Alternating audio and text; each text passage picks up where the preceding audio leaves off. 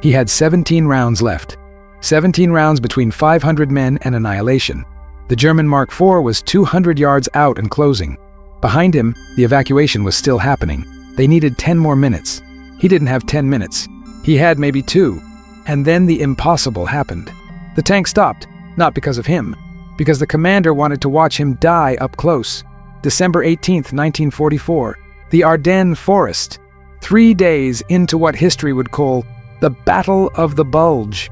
But for Private First Class Joseph Kowalski of the 2nd Infantry Division, history didn't matter.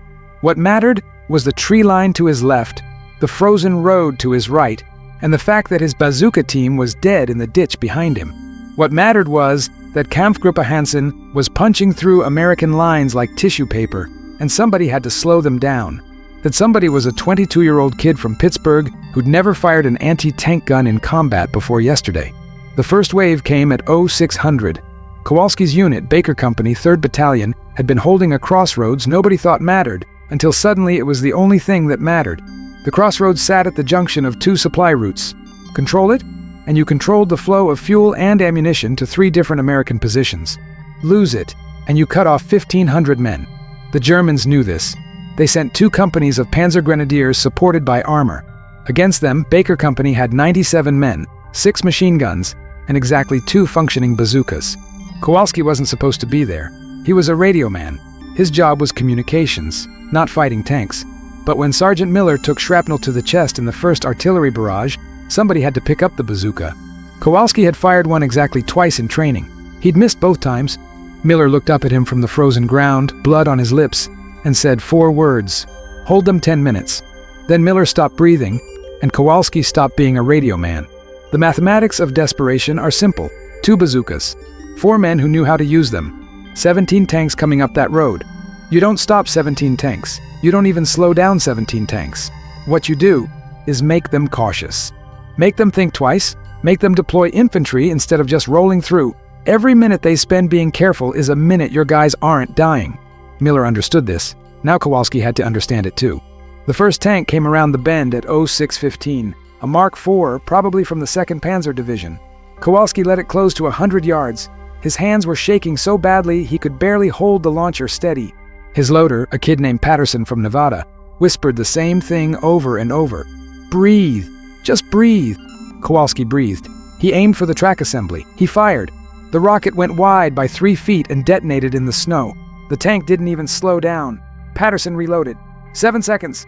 The tank was at 70 yards. Its machine gun opened up, stitching the snow to their left. Kowalski aimed again. This time he didn't think. He just pulled the trigger. The rocket hit the front glacis plate and bounced off. Not a penetration. Not even close. But the tank stopped. For maybe 5 seconds, it stopped. The commander was trying to spot them. Those 5 seconds let the machine gun team on the right flank reposition. Small victories. That's all war is. A collection of small victories that add up to staying alive 1 more minute. The tank started moving again. Kowalski and Patterson fell back to their secondary position, 30 yards behind the first. They had 15 rockets left between both teams. 15 rockets and 17 tanks. By 0630, 3 more tanks had joined the first. The Panzer Grenadiers were deploying into the woods. The whole thing was falling apart exactly the way everyone knew it would, but it was falling apart slowly, and slow was what they needed. The second hit came from Corporal Davis' team on the left flank. He put a rocket right through the engine deck of the second tank. It didn't explode. It didn't burn, but it stopped moving. The crew bailed out. 1 small victory. 16 tanks left. 14 rockets. The math wasn't getting better, but Baker Company was still holding the crossroads, and the evacuation behind them was still happening. At 0700, the Germans brought up mortars. The first rounds landed in the company command post, killing the captain and both lieutenants. That left Sergeant Hayes in command. Hayes was a career man, 38 years old, with a wife in Georgia and no patience for losing. He came up to Kowalski's position at a dead run, slid into the hole like he was stealing second base, and laid it out plain. The battalion's pulling back. We're the rear guard. Hold for 20 more minutes, then we displace on my signal. 20 minutes. Kowalski looked at the tanks. There were 5 visible now, with more coming. He looked at Patterson. Patterson was 19. He looked at Hayes. Hayes was already moving to the next position. 20 minutes is a long time when people are trying to kill you. It's an eternity when you're trying to kill tanks with a weapon that barely works. The bazooka was a marvel of American engineering in the same way a hammer is a marvel. Simple, brutal, effective at close range, useless beyond 100 yards. The problem was getting to close range without dying. The solution was something the manual never covered. You had to make the tanks come to you.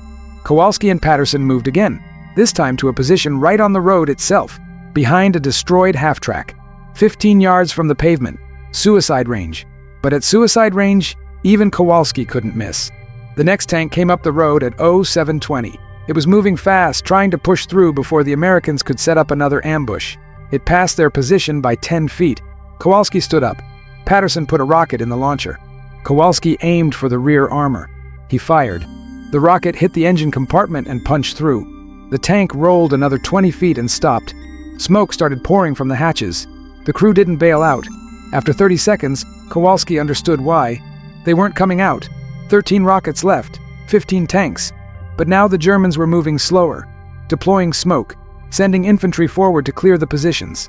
This was good. Slow was good. Slow meant the evacuation was working. Slow meant his guys were getting out. But slow also meant the Panzer Grenadiers were getting closer, and Kowalski's position was compromised. Hayes gave the signal. Fall back to the final line. The final line wasn't a line. It was a single machine gun position and 2 bazooka teams covering the last bridge out. The bridge was maybe 40 feet long, spanning a creek that was frozen solid enough to walk across. The engineers were supposed to blow it at 0800, but the engineers were dead. The charges were set, but somebody had to stay behind and trigger them manually. Hayes looked at the 4 men left in the bazooka teams. Kowalski, Patterson, Davies, and a replacement whose name nobody knew. Hayes didn't ask for volunteers. He just looked at Kowalski and said, "You're fast. You blow it. The rest of us will cover you."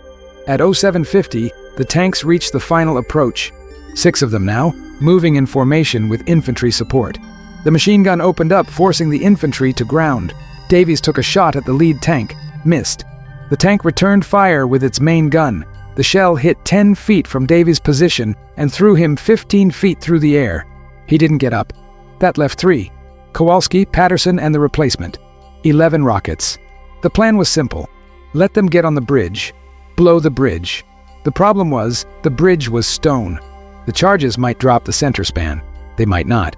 And if they didn't, 6 tanks would be across in under a minute. Hayes knew this. Kowalski knew this. What they didn't know was whether Kowalski could actually make the run from the gun position to the detonator and back before the tanks cut him down. At 0755, Hayes made the call. Blow it now. Kowalski handed the bazooka to Patterson and ran. The distance was 70 yards. He covered it in 12 seconds. The detonator was a plunger-style device, old and probably unreliable. He shoved it down with both hands. Nothing happened. He pulled it up and shoved it down again. The world turned white. The explosion was bigger than it should have been. Someone later figured out that a fuel truck had been disabled on the near side of the bridge 2 days earlier, and nobody had bothered to drain it. When the charges went off, the truck went with it. The blast took out the center span, both stone pillars, and the lead tank that was halfway across. It also knocked Kowalski unconscious and threw him into the creek bed. He woke up 30 seconds later with Patterson dragging him by his jacket. The tanks were backing off. The infantry was pulling back to regroup. Baker Company's survivors, all 19 of them, were already 100 yards down the road. Patterson got Kowalski to his feet. His ears were ringing. His nose was bleeding. But he could walk. They caught up to the company at 0830. Hayes counted heads. 19 out of 97. The captain was dead. Both lieutenants were dead. 31 men were confirmed dead. The rest were missing. But the crossroads had held for 2 hours. The evacuation had succeeded. 1,500 men had gotten out. The cost was 78 men from Baker Company. If these memories of sacrifice resonate with you, please consider liking this video, leaving a comment with your thoughts, and subscribing to ensure these stories are never forgotten. The Germans took the crossroads by 0900. They pushed through and continued their advance, but they were 2 hours behind schedule. 2 hours meant the American forces had time to establish new defensive lines. 2 hours meant supplies got through. 2 hours meant the difference between an organized withdrawal and a complete collapse. Baker Company bought those 2 hours with blood. Kowalski spent the next 3 days in a field hospital with a concussion and frost-damaged feet. He spent the rest of his life trying to forget the sound Patterson made when he dragged him out of that creek bed. Patterson never talked about it either. They both got silver stars. Hayes got a Distinguished Service Cross. None of them attended the ceremony. They were back on the line by December 22nd. The battle raged for another month. The Bulge became the costliest engagement American forces faced in Europe. 19,000 dead, 60,000 wounded. But the German offensive failed. It failed because of 1,000 small actions like the one at that crossroads. It failed because of men like Kowalski, who did impossible things with inadequate weapons. It failed because holding for 2 hours, even when you can't possibly hold, is sometimes enough. After the war, Kowalski went back to Pittsburgh. He worked in a steel mill for 37 years. He married a woman named Dorothy. They had 3 children. He never talked about the war except once, at his grandson's 8th grade history presentation. The grandson asked him what it was like. Kowalski thought about it for a long time. Then he said, "Loud." It was very loud and cold. That's all he ever said about it. Patterson moved to California. He became a high school teacher. He taught mathematics. Every December 18th, he called in sick. His wife knew why. His children knew why. He never explained it to anyone else. He died in 1998.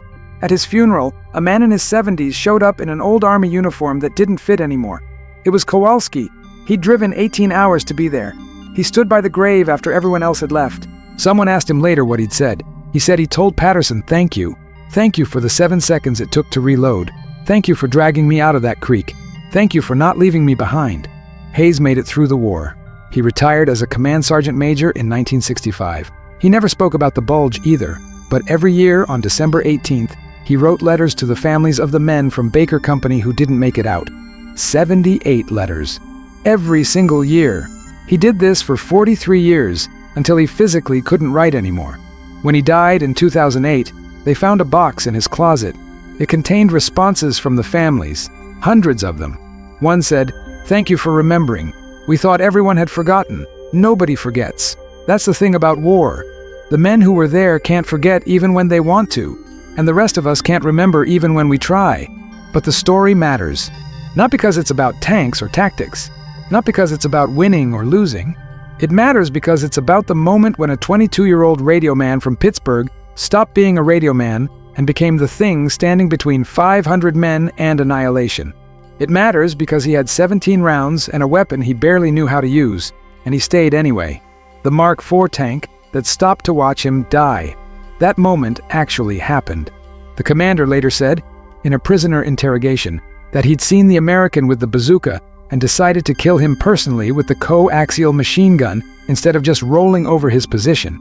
It was a sporting decision, a moment of professional respect between soldiers. It cost the Germans 30 seconds. In those 30 seconds, Kowalski got off another shot. He missed, but the delay meant the machine gun team got repositioned.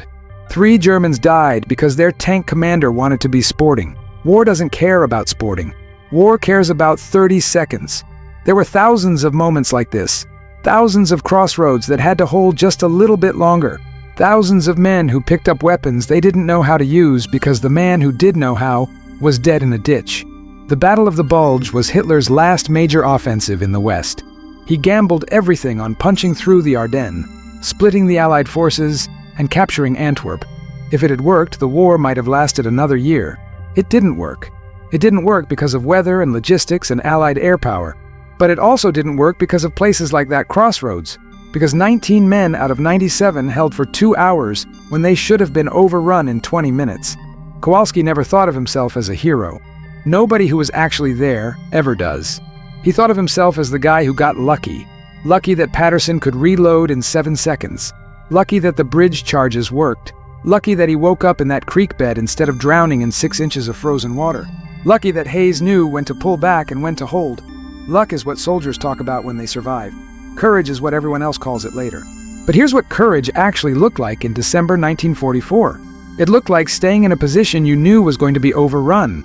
It looked like firing a weapon you'd barely trained on at a tank that could kill you from half a mile away. It looked like running 70 yards through machine gun fire to hit a detonator that might not even work.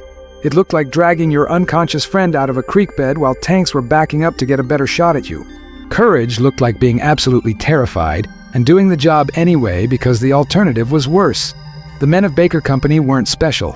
They were factory workers and farmers and store clerks who'd been drafted into a war they didn't start. They were kids, most of them, 19, 20, 22 years old. They'd been in country for 6 months. Some of them had never been in combat before the bulge. They weren't elite troops. They weren't paratroopers or rangers. They were regular infantry, the guys who hold the line while everyone else gets the glory. And they held that line because someone had to. After the war, the crossroads got a name. The locals called it the American Place. There's a small monument there now. It lists the names of the 78 men from Baker Company who died in the Ardennes. Kowalski's name isn't on it. Patterson's name isn't on it. They survived. But they went back once in 1987. Someone had organized a reunion. 12 men showed up out of the 19 who'd made it out. They stood at that crossroads for about 20 minutes. Nobody said much. Hayes pointed out where the machine gun had been. Someone else pointed out the creek bed. Kowalski walked to where the detonator had been. There was nothing there now. Just a field and a road and a bridge that had been rebuilt in 1946. He stood there for a while. Then he got back in the car and they drove to the hotel for dinner. At dinner, someone asked Hayes if he'd do it again. Hayes thought about it. Then he said, "I'd do it different. I'd save more of them." That's the thing nobody tells you about being in command. You don't think about the mission. You think about the 78 men who didn't come home. You think about the letters you wrote to their mothers. You think about what you could have done different. Hayes carried those 78 names for the rest of his life. Kowalski carried Patterson's voice in his head saying, "Breathe, just breathe." Patterson carried the weight of dragging Kowalski out of that creek, wondering if he'd pulled hard enough, fast enough, if he'd done enough. The surviving members of Baker Company stayed in touch. They called each other on December 18th every year. They didn't talk about the war. They talked about their kids, their jobs, their wives. They talked about baseball and the weather and whether Ford or Chevy made a better truck. Normal things. But the call always happened, and it always happened on December 18th, because that was the day they'd held the line. That was the day they'd done the impossible. That was the day they'd become something more than factory workers and farmers and store clerks. They'd become the men who stayed. If these memories of sacrifice resonate with you, please consider liking this video, leaving a comment with your thoughts, and subscribing to ensure these stories are never forgotten. The mathematics of that day are brutal. 97 men held off approximately 2,000 German troops and 17 tanks for 2 hours. The cost was 80% casualties. But the result was 1,500 American soldiers who made it to safety. 1,500 men who fought the rest of the war. 1,500 men who came home. The math works if you're willing to pay the price. Baker Company paid it. There's a concept in military theory called force multiplication. It's the idea that certain factors can make a small unit perform like a much larger one. Terrain, weather, motivation, training. At that crossroads, Baker Company had terrain and motivation. They didn't have much else. But they made it enough. They made it enough because they understood something fundamental about war. You don't have to win. You just have to not lose long enough for someone else to win. The German offensive was already in trouble by December 18th. Fuel shortages, stiffening American resistance, weather that grounded the Luftwaffe, but also grounded Allied aircraft. The strategic situation was deteriorating for Germany. But tactics matter. Local actions matter. That crossroads mattered. If Kampfgruppe Hansen had gotten through on schedule, they would have reached their objectives 6 hours earlier. 6 hours changes everything. It changes which units get surrounded. It changes which supply lines get cut. It changes who lives and who dies. Baker Company bought 6 hours with their lives. 6 hours that rippled forward through the rest of the battle. By December 25th, the German offensive had stalled. By January 1st, it was in retreat. By the end of January, the bulge was closed and the Allies were back on the offensive. Germany had shot its bolt. The resources spent in the Ardennes couldn't be replaced. The men lost couldn't be replaced. The tanks couldn't be replaced. The fuel couldn't be replaced. Hitler had gambled everything and lost. The war in Europe would be over in 4 months. Kowalski lived to see the end of the war. He was there when his division crossed into Germany. He was there when they liberated a concentration camp whose name he never spoke aloud. He was there on May 8th when Germany surrendered. He came home in August of 1945. He stepped off the train in Pittsburgh, and his mother was there, and his father was there, and everything was exactly the same except him. He wasn't the same. He'd never be the same. Nobody who was there ever was. He tried to explain it once to Dorothy, his wife. They'd been married for 3 years, and she knew he had nightmares, but he'd never told her what they were about. One night he woke up shouting, and she held him until he stopped shaking, and she asked him what he saw. He said, "I see Patterson's hands."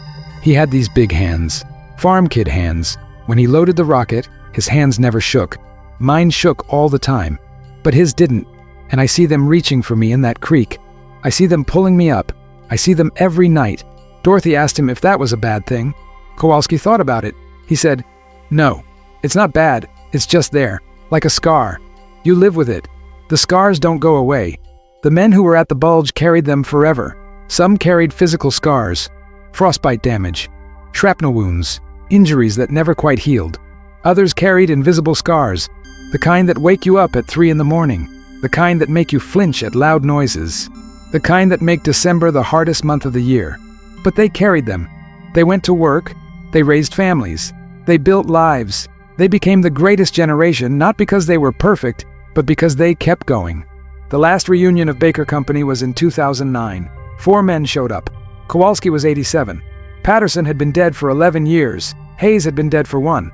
Of the original 97 men, 4 were left. They sat in a hotel conference room in Maryland and looked at old photographs.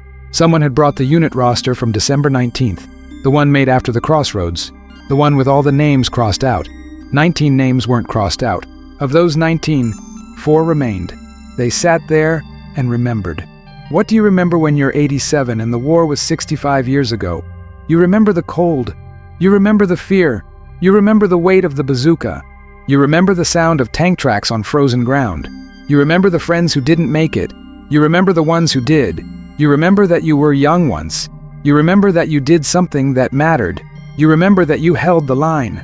Kowalski died in 2012. He was 90 years old. His funeral was attended by 200 people. His children spoke. His grandchildren spoke. His great-grandchildren spoke. At the end, a man in uniform stood up. He was a captain from the 2nd Infantry Division, active duty, stationed at Fort Lewis. He said that he'd been asked to attend by the division commander. He said that the division remembered Baker Company. He said that the crossroads in the Ardennes was part of their official history. He said that every soldier in the division learned about December 18, 1944. He said that Joseph Kowalski represented the best of what it meant to be an American soldier. Then he presented the family with a flag and a plaque and a letter from the division commander. The letter said, "Thank you for holding the line." That's what it comes down to, holding the line. Not because you're brave, not because you're special, but because someone has to. Because behind you are 500 men who need 10 more minutes. Because the job isn't finished. Because your buddy is counting on you. Because quitting isn't an option. Not when the alternative is watching everything fall apart. The Battle of the Bulge was won by 100,000 men like Kowalski. Men who stayed when they could have run. Men who fought when they could have surrendered. Men who held impossible positions with inadequate weapons because that's what the moment required. The history books talk about Patton's relief of Bastogne. They talk about the 101st Airborne surrounded and holding. They talk about the turning point battles and the strategic decisions. But the war was won in places that don't make the history books. It was won at nameless crossroads by men whose names we've mostly forgotten. Baker Company isn't famous. That crossroads isn't famous. Joseph Kowalski isn't famous. But they're the reason we won. They're the reason 1,500 men made it out. They're the reason the German offensive failed. They're the reason we're here today, free, able to remember them. The debt we owe them can never be repaid. The best we can do is remember. Remember that they were there. Remember what they did. Remember what it cost them. Kowalski never thought he deserved to be remembered. He thought he was just a guy who got lucky. But luck doesn't keep you standing in a gun position when tanks are coming. Luck doesn't make you run 70 yards through fire to hit a detonator. Luck doesn't make you pick up a bazooka you barely know how to use because the man who did know is dead. That's not luck. That's something else. That's the quality that makes ordinary men do extraordinary things. That's what we saw at that crossroads on December 18, 1944. The tanks kept coming. Kowalski kept firing. Patterson kept loading. Hayes kept commanding. And for 2 hours, 97 men held back an army. That's not a story about tanks or tactics. That's a story about the human capacity for courage under impossible circumstances. That's a story about doing your job even when your job is going to kill you. That's a story about the thin line between civilization and chaos, and the men who stand on that line. When the last member of Baker Company dies, and someday that will happen, the story will still matter. It will matter because it's true. It will matter because it's about us, not us individually, but us collectively. It's about what Americans do when everything is on the line. We hold, we fight, we don't quit. We pay the price, and we remember those who paid it before us. Joseph Kowalski had 17 rounds left when the tank stopped to watch him die. He'd been a radio man 48 hours earlier. He'd never been a hero. He'd never wanted to be. But history doesn't care what you want. History cares what you do when the moment comes. And when the moment came for Kowalski, he stood. He fired. He held the line. That's all. That's everything. That's why we remember. But the story doesn't end at the crossroads. The story continues in the days and weeks that followed. Because holding the line once doesn't mean you stop holding it. The war doesn't stop because you did something brave. The war keeps going, and you keep going with it. By December 20th, what was left of Baker Company had been folded into Able Company 3rd Battalion. 19 men merged with 63. The combined unit was sent to hold a village 8 miles west of the original crossroads. The village had no name that anyone could pronounce. The maps just called it Hill 273 after the elevation marker. The Germans wanted it because it overlooked a valley that led straight to an American supply depot. The Americans wanted it because losing it meant losing the depot. Simple math, brutal consequences. Kowalski was assigned to a heavy machine gun team. He didn't want to be on a machine gun team. He wanted to be anywhere else. But the Army doesn't care what you want. They care what you can do, and Kowalski had proven he could stand under fire. That made him valuable. That made him exactly the kind of man they needed on a gun that would draw every bit of enemy attention for miles around. The gun was a Browning M1919, 30 caliber, belt-fed, air-cooled, effective range 800 yards, rate of fire 400 rounds per minute. It weighed 41 pounds without the tripod. With ammunition and the tripod, you were looking at over 100 pounds of equipment. It took 3 men to operate effectively: a gunner, an assistant gunner, an ammunition bearer. Kowalski was the gunner. He'd never fired a Browning in combat. He'd fired one twice in training. He was starting to see a pattern in his military career. His assistant gunner was a corporal named Eddie Voss from Chicago. Voss had been with Able Company since Normandy. He'd landed on Omaha Beach. He'd fought through the hedgerows. He'd seen things that made the bulge look like a training exercise. He had a purple heart and a quiet way of talking that made you listen when he spoke. When Kowalski told him he'd never run a gun in combat, Voss just nodded and said, "You'll learn fast." Everyone does. The ammunition bearer was a private named Jimmy Chen, first-generation American. His parents had come from China in 1928. Jimmy was 20 years old and had joined up the day after Pearl Harbor. He'd spent 2 years getting bounced between units because nobody knew what to do with a Chinese kid in a white man's army. Finally, someone decided he could carry ammunition, as well as anyone else. Jimmy didn't talk much. He just did his job. He carried 200 rounds on his back at all times and never complained about the weight. The 3 of them set up their position on the north side of Hill 273 on December 21st. The position was a shallow trench that some engineer had scraped out with a bulldozer before the breakthrough. It gave them a decent field of fire across the valley and almost no protection from artillery. Voss looked at it and said, "Well, this is going to be interesting. That's what soldiers say when they mean we're probably going to die here." The Germans hit them at dawn on December 22nd. Not with tanks this time, with infantry, 2 companies of Volksgrenadiers, supported by mortars and machine guns of their own. The attack came out of the tree line 400 yards to the east. Kowalski saw them and felt his hands start shaking again. Voss saw it too. He put his hand on Kowalski's shoulder and said, "Same as the tank. Pick a target. Breathe. Fire." Kowalski picked a target. He breathed. He fired. The Browning opened up with a sound like ripping canvas. The rounds went out in a steady stream, kicking up snow and dirt in front of the advancing Germans. Kowalski walked the fire left to right, the way Voss had shown him. 3 round bursts, controlled, disciplined. The Germans went to ground. Some of them didn't get up. Voss was already feeding the next belt. Jimmy was opening the next ammunition can. The gun kept firing. The attack lasted 40 minutes. When it was over, the Germans pulled back to the tree line and started digging in. They'd learned the same lesson the tanks had learned. You don't just charge American positions anymore. Not in December of 1944. Not when the Americans have guns and the will to use them. You probe. You test. You find the weak spots. Then you exploit them. The problem for the Germans was that Hill 273 didn't have any weak spots.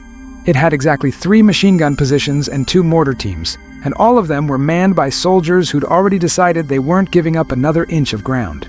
If these memories of sacrifice resonate with you, please consider liking this video, leaving a comment with your thoughts, and subscribing to ensure these stories are never forgotten. The Germans tried again at noon. This time they came from 2 directions. Infantry from the east, like before. but also a flanking force from the south, trying to get around the American positions and come up the backside of the hill. It was a good plan. It almost worked. The Southern force got within 100 yards before anyone spotted them. By then, they were close enough to use grenades. The fight turned into chaos. Close range. Personal. The kind of fighting where you see faces. Kowalski swung the gun around to engage the Southern force. The traverse mechanism on the tripod jammed. Voss started kicking it while Jimmy opened fire with his rifle. Kowalski grabbed the gun by the barrel shroud and physically lifted it, tripod and all, rotating it 45 degrees. The barrel was hot enough to burn through his gloves. He didn't notice until later. He just set it down, aimed, and fired. The Germans were 50 yards out. At 50 yards with a Browning, you don't miss. You point and you delete whatever you're pointing at. Kowalski deleted the front rank of the German assault. Voss got the traverse working and helped him track left. Jimmy was still firing his rifle, methodical, one shot at a time. The German attack stalled, then it broke. The survivors fell back down the hill into the valley. They left 37 men behind. Kowalski's hands weren't shaking anymore. He didn't know when they'd stopped. That night, they got resupplied. Food, ammunition, medical supplies. A lieutenant came around to check the positions. He was new, fresh from the States. He looked at Kowalski's gun position and asked if they needed anything. Voss said, "We need a better position. This one's going to get us killed." The lieutenant said he'd see what he could do. He didn't do anything. There wasn't anything to do.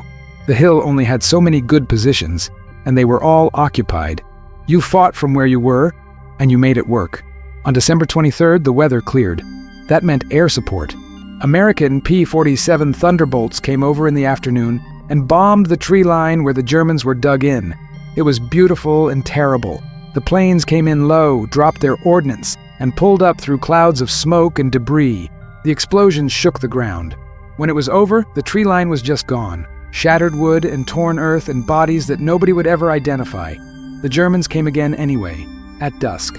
They'd pulled back during the bombing, waited for the planes to leave, and moved back into what was left of their positions. They came out of the smoke in the gathering darkness like ghosts. Kowalski almost didn't see them until they were 300 yards out. He opened fire. Every gun on the hill opened fire. The Germans kept coming. This was different. This was desperation. These weren't probing attacks anymore. This was a full commitment. The Germans needed Hill 273, and they needed it tonight. Whatever operational plan they were working with, it required them to control that hill. So they came, and they kept coming. Even when the machine guns cut them down. Even when the mortars dropped shells in their midst. Even when it became clear that the attack was failing. They came because they'd been ordered to come, and in the German army, you followed orders or you died. Either way, you probably died. Kowalski fired until the barrel was glowing red. Voss kept feeding belts. Jimmy kept bringing ammunition. The gun jammed twice. Both times Voss cleared it in under 10 seconds. The attack lasted an hour. When it finally broke, there were bodies covering the slope of the hill.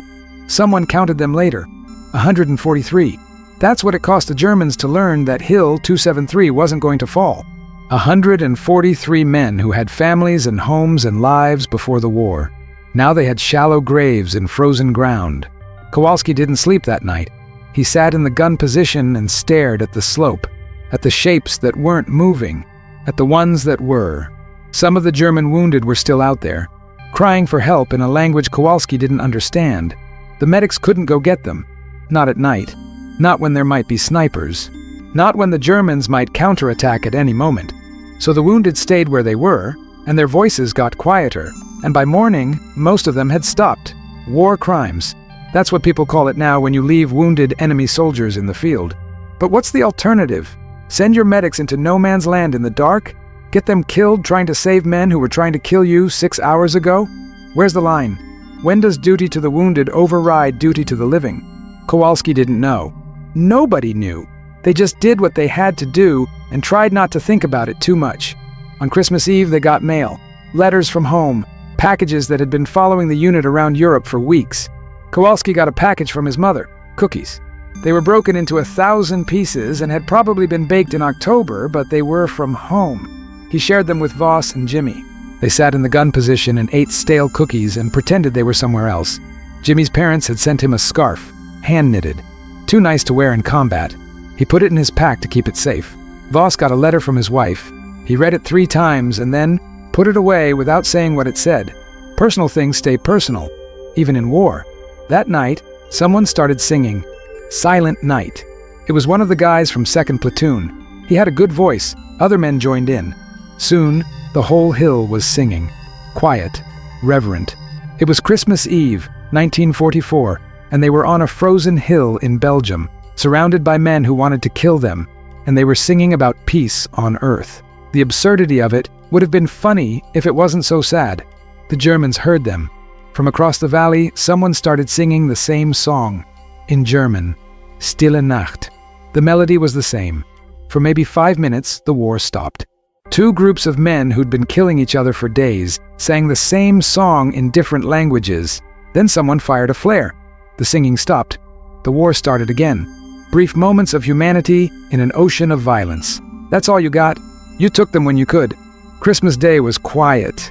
Both sides had taken too many casualties. Both sides needed time to regroup. The Americans got hot food for the first time in a week. Turkey, mashed potatoes, gravy. It came up in Marmite cans and was barely warm by the time it reached the line, but it was hot food. It was Christmas dinner. Men ate and tried not to think about where they were, tried not to think about the Christmases they'd had before the war, tried not to think about whether they'd have another one.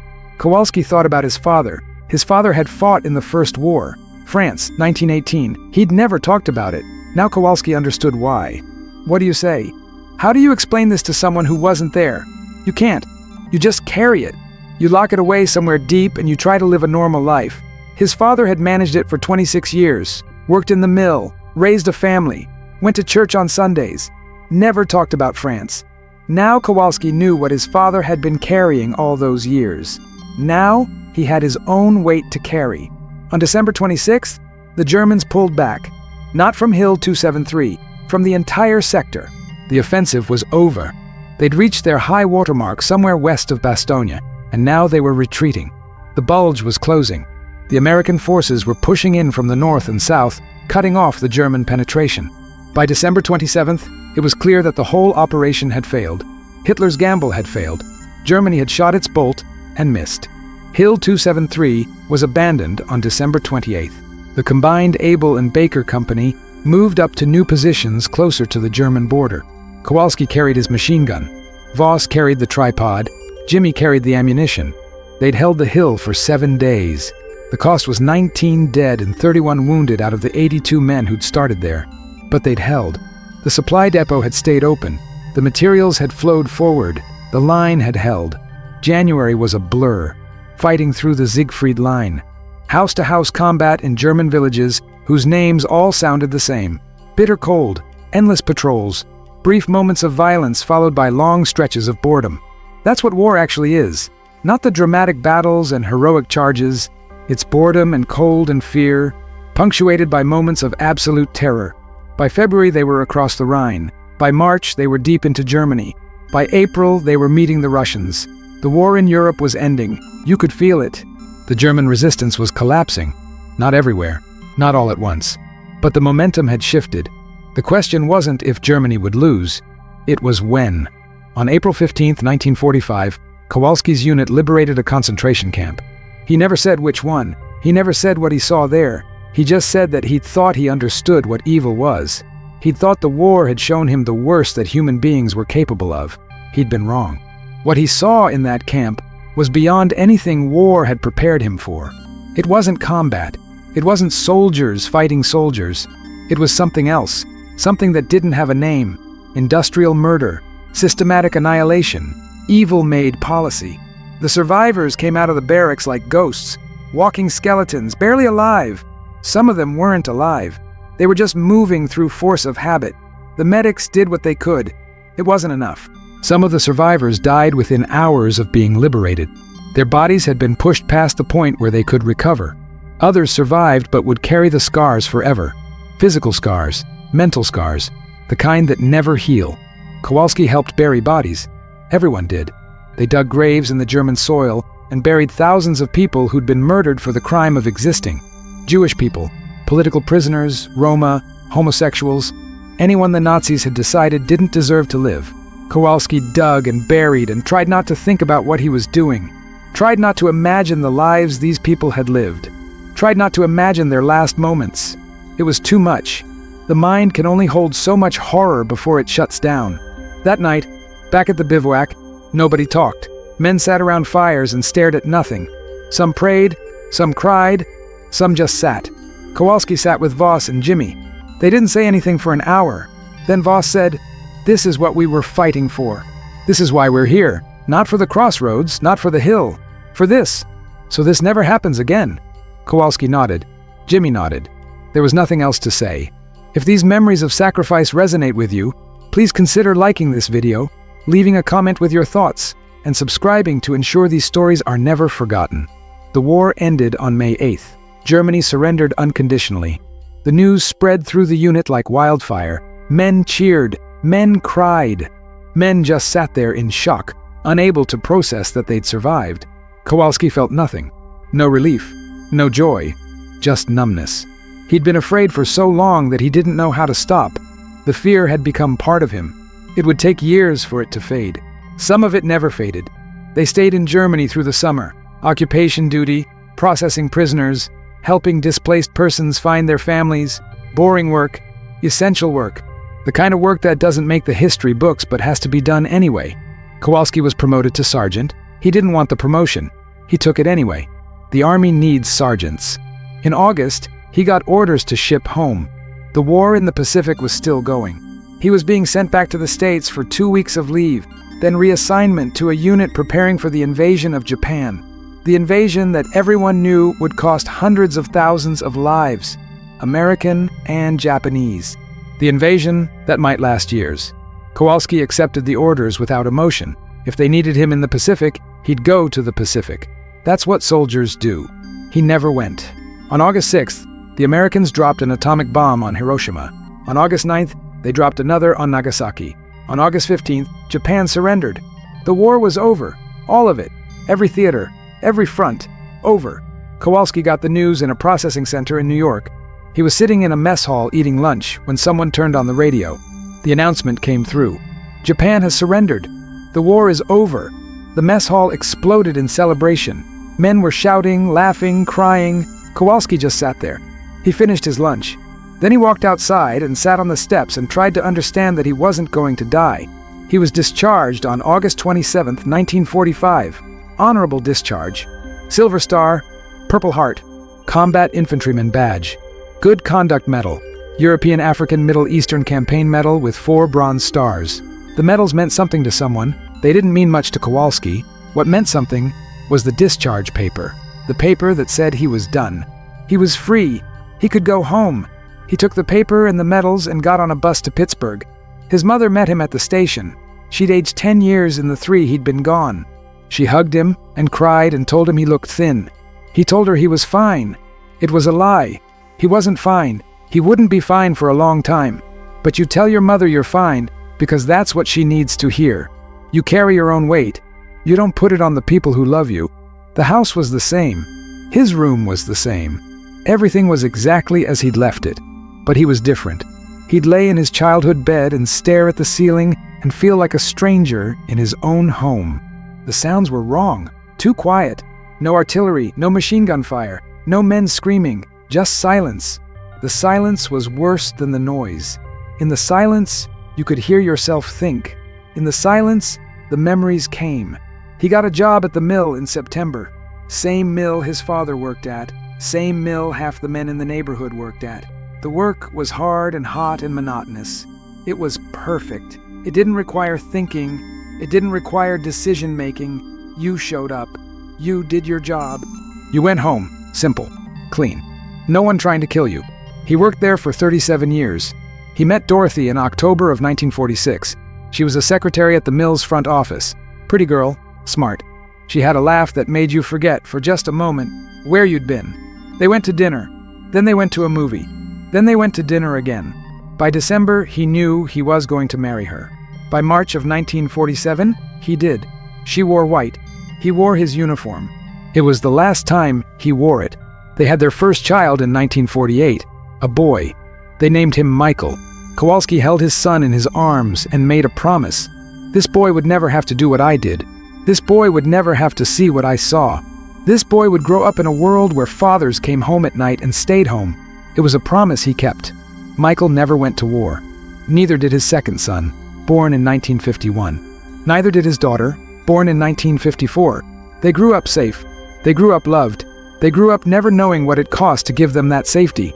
The nightmares started in 1948 and never really stopped. They changed over the years. Sometimes it was the crossroads. Sometimes it was Hill 273. Sometimes it was the camp.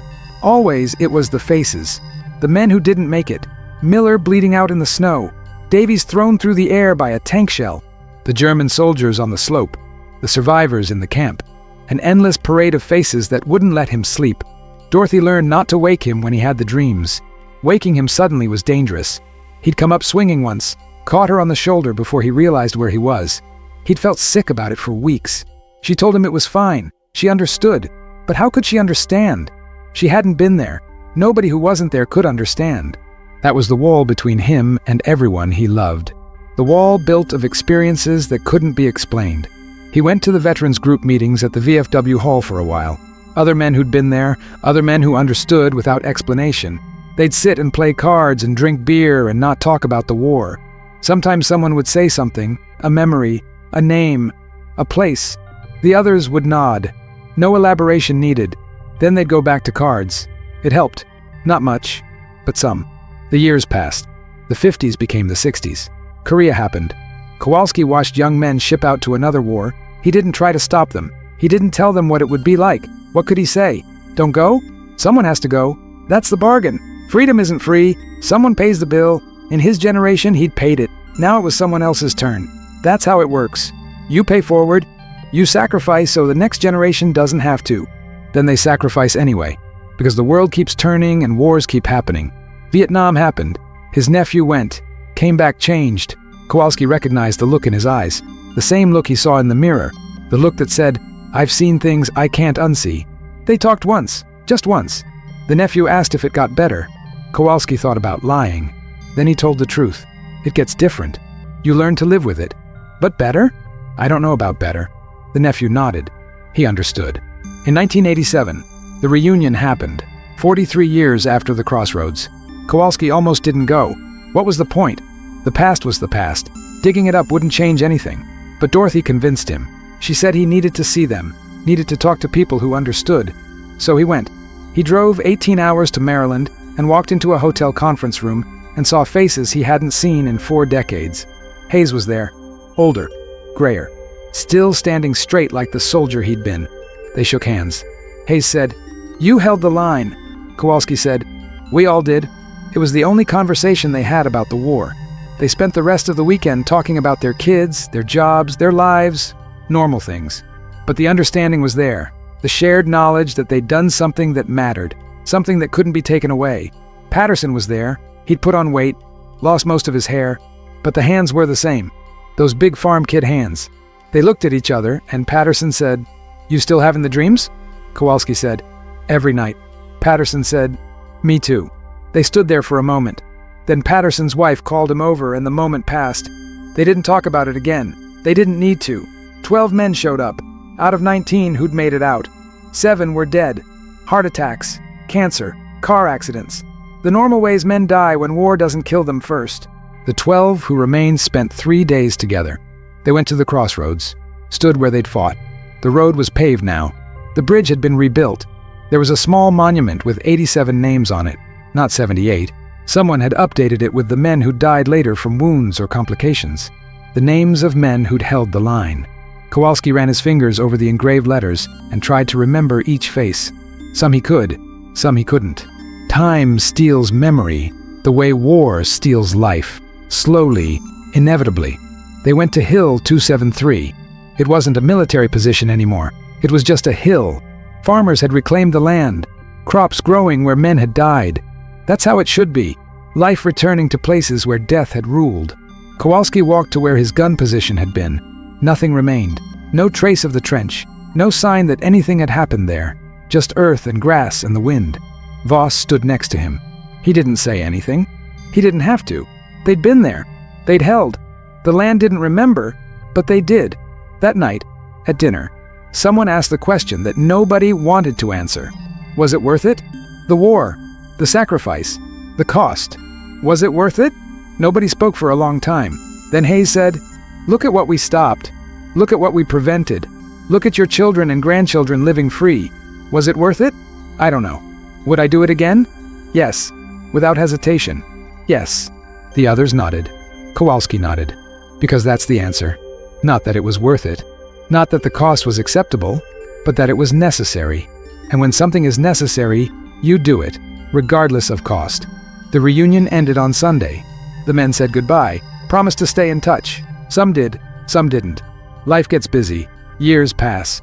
But they all kept calling on December 18th. That was the one constant. No matter what else happened, on December 18th, the phone would ring. And on the other end would be a voice from the past. Hey, it's me. Just checking in. Making sure you're still here. Making sure we both made it another year. Those calls mattered more than the medals. More than the commendations. More than any of it. Because those calls meant you weren't alone. Someone else remembered. Someone else understood. The 1990s brought changes. Age caught up with everyone. Hayes had a stroke in 1994. Survived but never quite recovered. Patterson's heart gave out in 1998. Voss died in 2001. Cancer. Jimmy Chen lasted until 2005. Quiet to the end. At his funeral, his daughter told Kowalski that her father had talked about him. Had said that Kowalski and Voss were the best men he'd ever known. Kowalski didn't know what to say to that. He just thanked her and stood by the grave and said goodbye to another brother. By 2009, 4 remained. 4 out of 97. They had their last reunion that year. They were old men now. 80s, 90s, bodies failing, minds still sharp. They sat in that conference room and looked at photographs and told stories. Not war stories, not the dramatic ones, the small ones. The moments that mattered to them. The time Voss had traded his cigarette ration for coffee because Kowalski didn't smoke. The time Patterson had given Jimmy his dry socks because Jimmy's were soaked through. The time Hayes had shared his last chocolate bar with everyone because it was someone's birthday and he couldn't remember whose. Small acts of kindness in a world trying to kill them. Those were the stories that mattered. They talked about what came after, the lives they'd built, the families they'd raised, the work they'd done. Normal lives.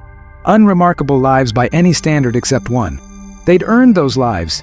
They'd paid for them in blood and fear and sacrifice. Every morning they woke up in a warm bed was a victory. Every meal they ate in peace was a triumph. Every moment with their families was a gift they'd bought with the currency of war. Other people took those things for granted. They never could. They knew what it cost.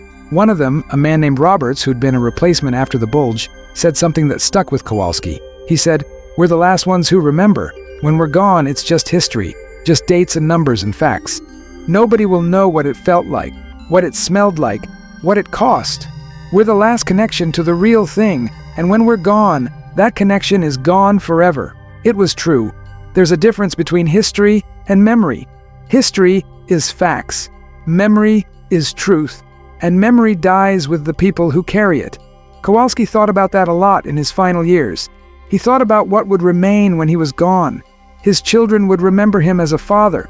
His grandchildren would remember him as a grandfather. His great-grandchildren might not remember him at all. But who would remember that scared 22-year-old kid from Pittsburgh who'd picked up a bazooka he barely knew how to use because someone had to? Who would remember Miller bleeding out in the snow? Who would remember Davies and Voss and Patterson and Jimmy Chen and all the others who'd held that line? He started writing it down in 2010. Not a memoir. He wasn't interested in writing a book. Just notes. Fragments. Things he wanted to remember before he forgot them. Names, dates, details, the smell of cordite, the sound of tank tracks on frozen ground, the weight of the bazooka, the way Patterson's hands never shook, the way Hayes never gave up, the way they'd all just done what needed to be done because someone had to do it. He filled 3 notebooks. Then he put them in a box and gave them to his grandson and said, "Keep these. Someday someone might want to know." The grandson promised he would. Kowalski died on March 14, 2012. Heart attack. Quick and clean. The way he'd always hoped to go. He was 90 years old. He'd lived 67 years past the war. 67 years of normal life. Family, work, grandchildren, great-grandchildren. A life so ordinary it would have been remarkable to the 22-year-old kid who'd thought he was going to die at a crossroads in Belgium. The funeral was on March 17th. 200 people came. Family, friends, neighbors, co-workers from the mill. The eulogies were warm and personal. They talked about Joe the father, Joe the grandfather, Joe the friend, Joe the coworker. They talked about his sense of humor, his love of baseball, his dedication to his family, his quiet strength. All true, all part of who he was. But they didn't talk about Sergeant Joseph Kowalski, 2nd Infantry Division. They didn't talk about the Silver Star. They didn't talk about the crossroads or the hill or the line he'd held. That part of him was separate, private, known only to the men who'd been there, and most of them were already gone.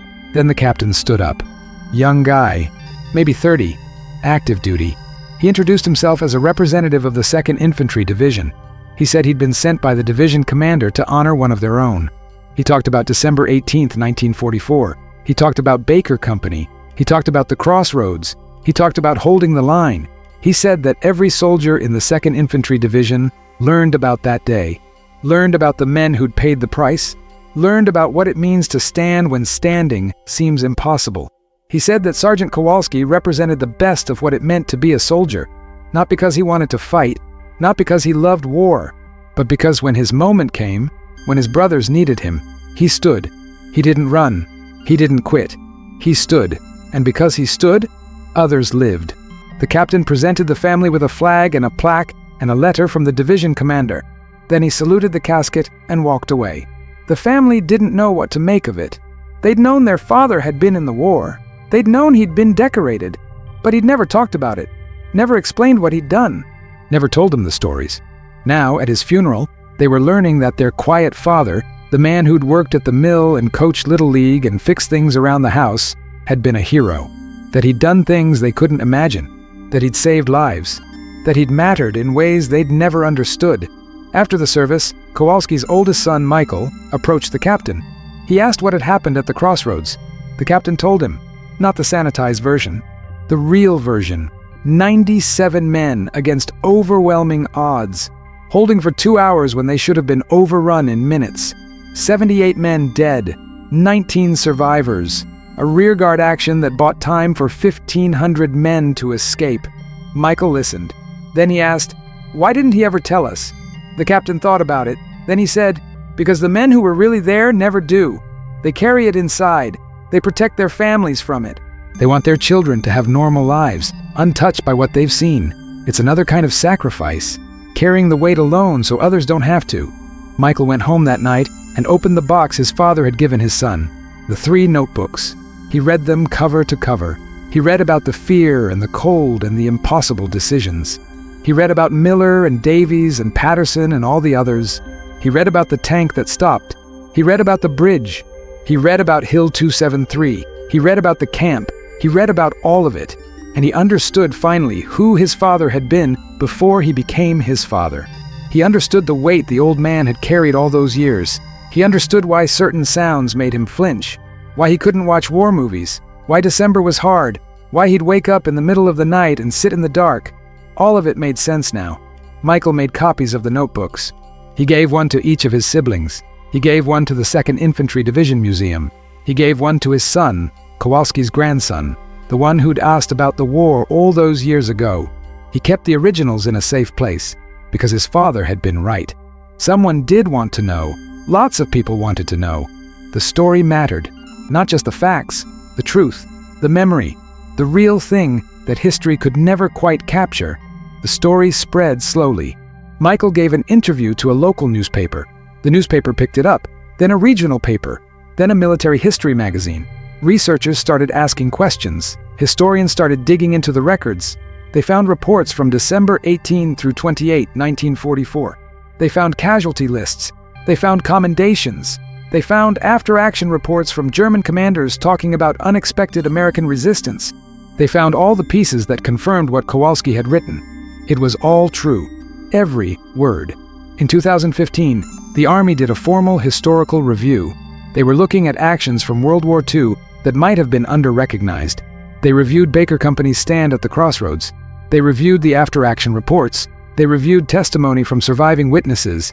They reviewed German records. They concluded that the action had been instrumental in preventing a complete collapse of American lines in that sector. They upgraded several awards. Hayes's Distinguished Service Cross was upgraded posthumously to the Medal of Honor. Kowalski's Silver Star was upgraded posthumously to the Distinguished Service Cross. Patterson, Voss, and 6 others received Silver Stars, all posthumous, all too late for the men themselves, but not too late for their families, not too late for their memories. The medal ceremony was in 2016. Michael accepted his father's Distinguished Service Cross. Patterson's daughter accepted his Silver Star. Hayes's widow, 94 years old and in a wheelchair, accepted his Medal of Honor. The Secretary of the Army spoke. He talked about the debt we owe to the men who held the line. He talked about sacrifice and duty and courage. He talked about how easy it is to forget, how important it is to remember. He said that these men had saved the day, not with grand gestures, but with simple determination. They'd done their jobs. They'd stood their ground. They'd refused to quit. That's all. That's everything. If these memories of sacrifice resonate with you, please consider liking this video, leaving a comment with your thoughts, and subscribing to ensure these stories are never forgotten. The story of Baker Company became part of the curriculum at the Army's infantry school. Every new officer learns about it now. Every new sergeant. They study the tactics. They study the decisions. But more importantly, they study the men.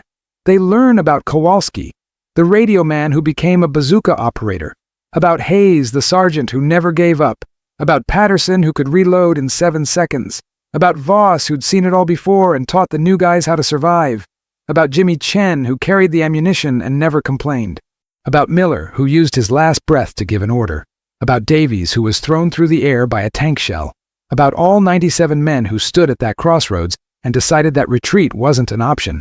The lesson isn't about tactics. Tactics change. Technology changes. The lesson is about the human element, about what ordinary people can do when circumstances demand it, about the capacity for courage that exists in everyone, waiting for the right moment to emerge, about the thin line between civilization and chaos, and the men and women who stand on that line. That's what the Army teaches now. That's what Kowalski's story means. In 2018, they dedicated a new monument at the crossroads, bigger than the first one, more complete. It lists all 97 names. Every man from Baker Company who was there that day, the dead and the survivors, because they all held the line. They all paid the price. Some paid with their lives.